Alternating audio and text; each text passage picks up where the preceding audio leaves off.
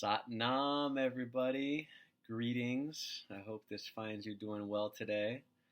For those of you who I haven't had the pleasure of meeting, my name is Jamie or Jai Taegong Singh, and I have the privilege of getting to teach classes and hold space and participate at the beautiful temple, the hole in the wall that is Great Divine Flow Yoga in Vista.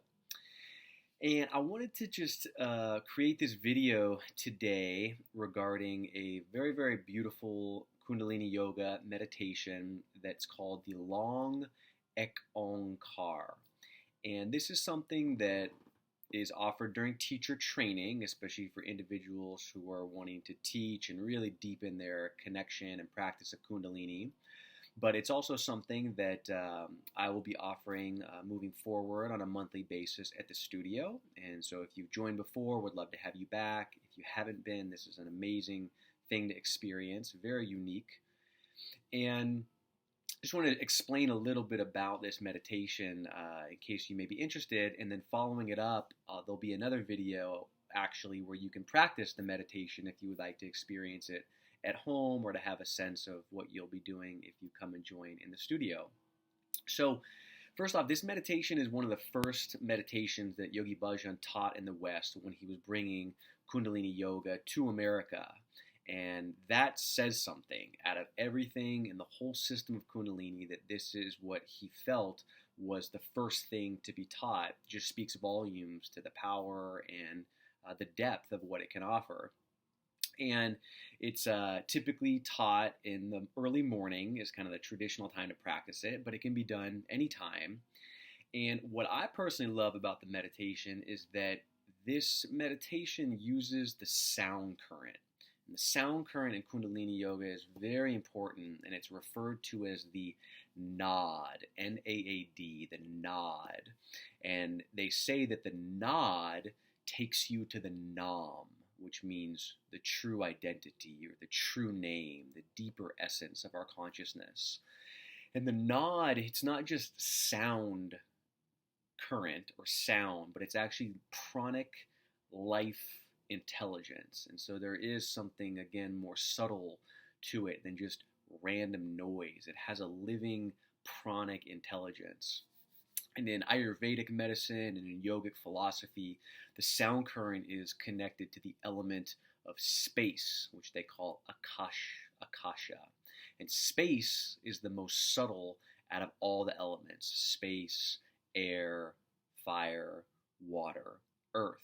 And so again, we're really working with these subtle energetics. And space is the fabric within which everything is contained. So the whole manifest physical universe exists as an expression of vibration. It's all energy. We use the term Ong, O-N-G in Kundalini, or Om is the more traditional in the Vedic tradition. Om or Ong is that cosmic, creative, vibratory intelligence of which everything is expressing itself. So again, a little context, this meditation, we're using that sound current, we're using mantra to tune our individual personal consciousness with this much greater universal infinite consciousness. And so, there's a lot to that. Just take a deep breath, exhale, let it go. If anything doesn't resonate with you, my favorite mantra is whatever, just let it go. It'll come to you when it's supposed to. But it's nice to know what you're doing and why you're doing it, I find, to a certain degree. And so the way we do this mantra is, and if you'd like to see it visually, there's a written description of it below this video. It's Ek Ong Kar Sat Naam Siri Wahe Guru. Ek Ong Kar Sat Naam Siri Wahe Guru. And what that mantra means, if you were to say it out loud, is means one creator created this creation. Truth is his name. Great beyond description is his infinite wisdom.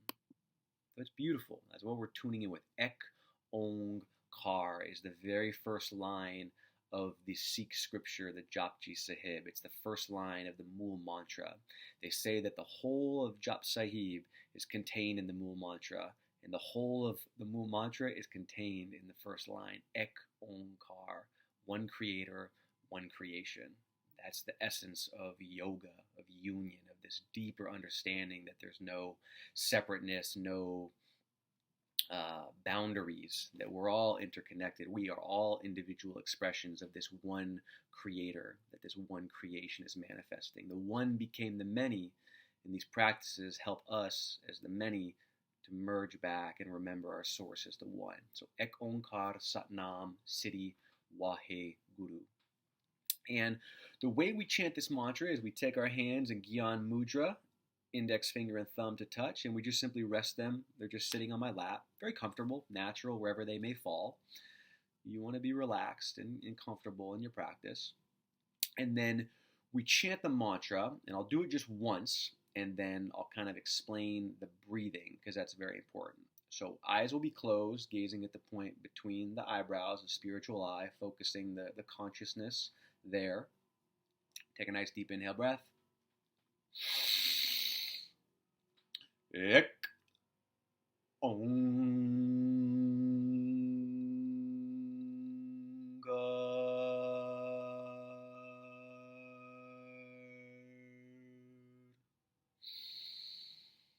Sat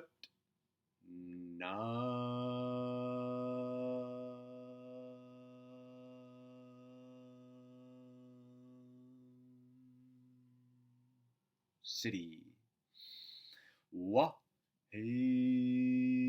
Guru.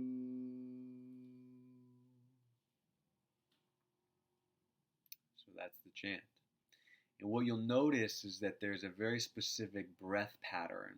So we take a nice deep inhale breath before we chant to fill ourselves up with oxygen and prana and life force. Then we chant the first part of the mantra, Ek Ong Kar.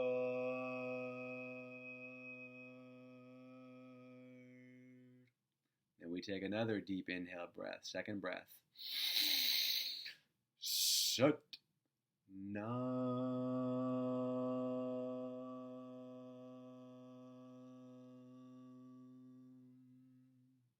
Siri. And then we take the last short half breath. Wahe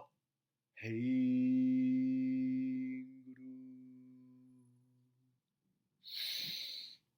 And then we continue. So it's a 2.5 breath cycle. One breath, Ek Ong Kar, another breath, Sat Naam Siri, then a half breath, Wahe Guru.